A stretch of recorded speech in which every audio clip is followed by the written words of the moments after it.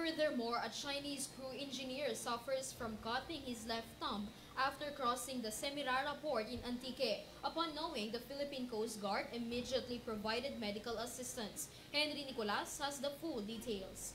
The Philippine Coast Guard has conducted a medical evacuation for a Chinese crew who accidentally cut his left thumb while underway the vicinity waters 20.69 nautical miles west of Semirara Port, Antique, at around 9 a.m. yesterday.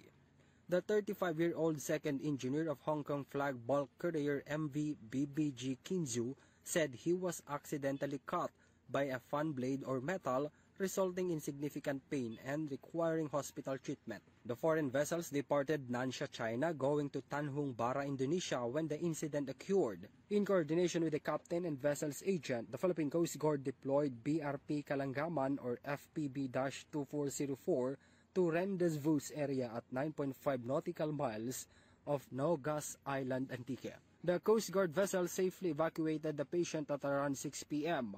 4 PCG medical personnel provided medical assistance while underway to Muel-Lune Wharf in Iloilo City.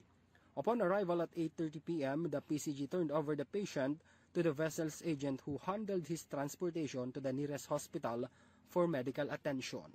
This is Henry Nicolas for EuroTV News.